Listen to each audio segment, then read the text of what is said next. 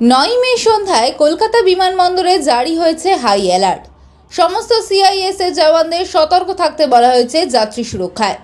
যেহেতু Florida hospital একদমই airport থেকে ঢিলছোড়া দূরত্বে, তাছাড়াও স্বাস্থ্য অধিদপ্তর থেকে কিছু নির্দেশ জারি করা হয়েছে, যেমন সার্জন, অর্থোপেডিশিয়ান বা বিশেষজ্ঞদের তালিকা প্রস্তুত রাখতে, আইসিইউ এর সংখ্যা বাড়াতে, অপারেশন ভেন্টিলেটর, অক্সিজেন সরবরাহের ব্যবস্থা রাখতে, জেনারেটর সেটের প্রস্তুতি পরীক্ষা এবং তার সময় মতন ব্যবহারের জন্য প্রস্তুত থাকতে, তাই সবটাই মাথায় রেখে প্রস্তুত ফ্লোরিডা হসপিটাল।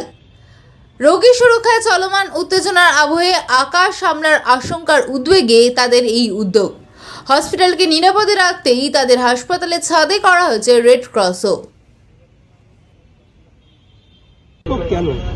9 মে হাই অ্যালার্ট বিমানবন্দরে জারি হওয়ার পর থেকে সিআইএসএফদের জওয়ানদের একটু সতর্কবার্তা রাখতে অনুরোধ করা হয়।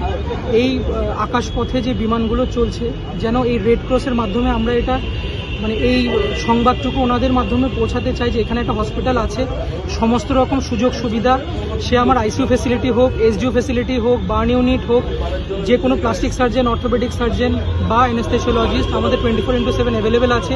রাত বিরাতে কোনো ঘটনা ঘটলে আমরা মানুষের সাথে মানুষের পাশে থাকবো বা আমরা প্রস্তুত। এখানে জেনারেটর ফ্যাসিলিটি থেকে শুরু করে অক্সিজেন, আইসিইউ, আইটিইউ, কোনো রকম কোনো কিছুর কোনো অসুবিধে নেই।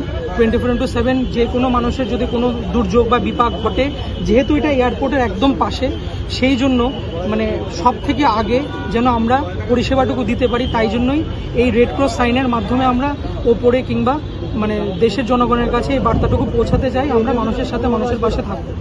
অনেক ক্ষেত্রে দেখা যায় যে যুদ্ধ বিধ্বস্ত দেশগুলোতে সেখানে এরকম হসপিটালের ওপর রেড ক্রস দেওয়া হয়, স্কুলের পাশে দেওয়া হয়, যাতে সেগুলো ভাবে যুদ্ধ বিমান ভাবে সেগুলো হসপিটাল।